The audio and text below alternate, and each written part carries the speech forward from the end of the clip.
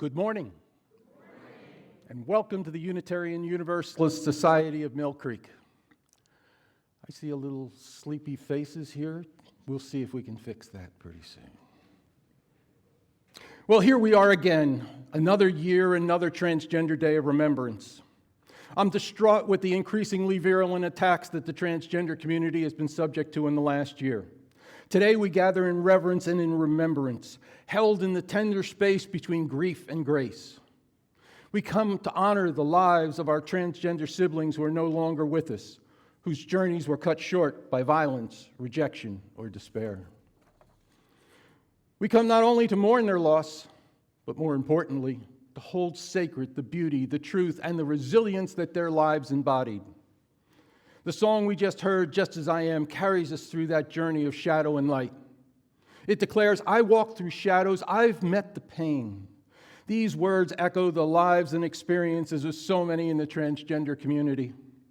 It tells of the long gauntlet of misunderstanding, fear, and loneliness that a transgender person all too often must endure in their quest to ultimately find and express their authentic self. The song goes on to say, I used to fight the dark inside, but now I see it's where my truth hides. In those haunting lyrics lies a profound revelation. The truth and authenticity often grow in the very places that we once feared. Closets are dark, lonely places where fear festers. The absence of light robs a trans individual of the opportunity to see and appreciate the inner and outer beauty of their being. Trans folks know all too well that closets are not just small places like in a bedroom. In fact, when the closet that one is forced to hide in is the size of a classroom or a workplace or a state or a country, the enormity of the effort required to move from the shadows and into the light can seem overwhelming. The line, each version I tried to hide was just a part of me I hadn't tried, speaks to the transformative evolution that a trans person must come to grips with in their search for authenticity. This morning, as we remember those lost, may we also reaffirm the sacred wholeness within every transgender soul, living and gone. May we recognize that truth doesn't need perfection to be complete. May our hearts become the sanctuary that holds every story, every scar, every spark of divine identity. We gather in remembrance, we gather in love, we gather in the unshakable knowing that even in the shadows there is light, and even in the breaking there is healing. Once again this year I declare our faith, no, our humanity demands we offer a home for the spirit for all who come with an open heart, regardless of sex or gender or sexual preference or race or ethnic background. The core of our faith is love, and offering that degree of acceptance and support to all is our dogma. During our Transgender Day of Remembrance ritual, we'll see their names, their faces, their fates.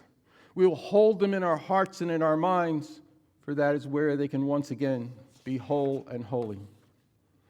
It is my hope that this service will invoke your imagination to envision the lives of the souls needlessly lost to the world, a world diminished by their loss.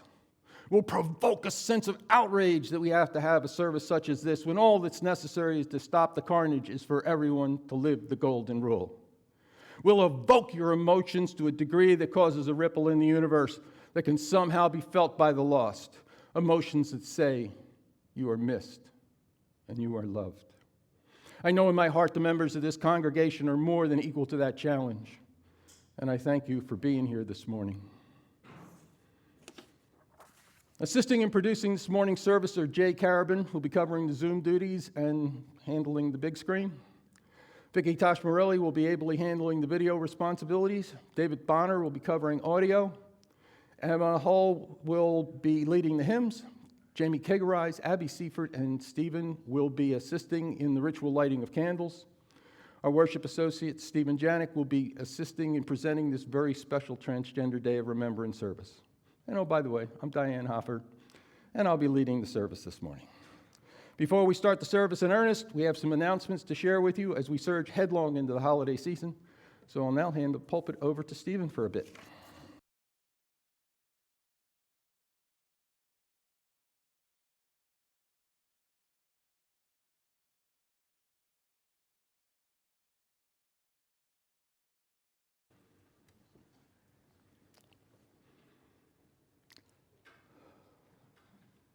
For our reading this morning, I'll be sharing a poem, but before I do, I want to invite you into a space of deep listening, the kind of listening that honors truth as sacred.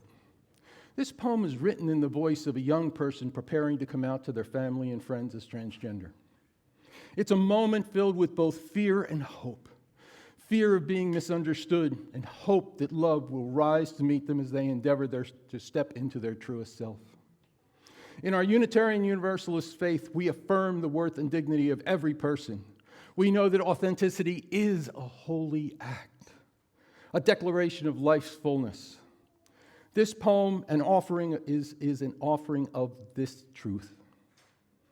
Tender, uncertain, and brave, it's a hopeful prayer that honesty will be met with open hearts, and that family and community will become a shelter where courage is rewarded and provides fertile soil for the spirit to reach full flower. Becoming who I am, a prayer for courage and love. I've been rehearsing silence for so long, the kind that hums inside the bones at night like radio static from a distant star, reminding me the truth will not stay still. I've traded dreams for disguises, woke each morning fitting myself into names that hang like winter coats in the summer heat, too heavy for breathing, too stitched to be removed without tearing something tender.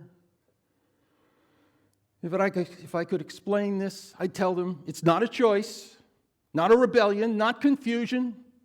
It is the sound of my heart knocking and refusing to stop until I open the door. Tomorrow, or maybe someday soon, I will open my mouth, and what will come out is the confession of the truth that I've carried for so long, fragile like the flame of a candle in the wind.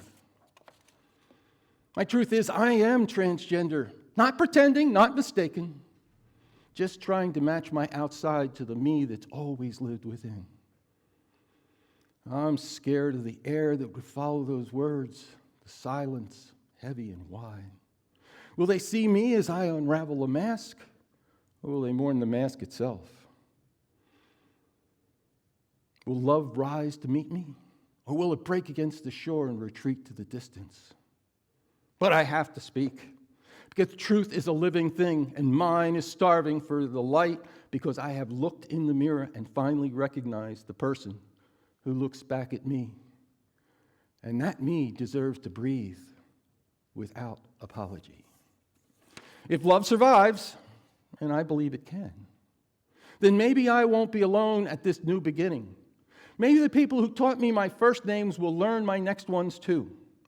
Maybe they'll see my courage and know that it came from theirs. So tonight, beneath the soft grin of the moon, I gather every trembling piece of myself and promise to speak my truth aloud. Not to ask for permission, but to finally, truly show my authentic self. And so it's written. So everybody take a deep breath. Let it out slowly and deliberately, and we're back. Now please stand as you are willing and able and sing along with Emma as she leads the hymn, When Our Heart is in a Holy Place, number 1008 in the Teal hymnal.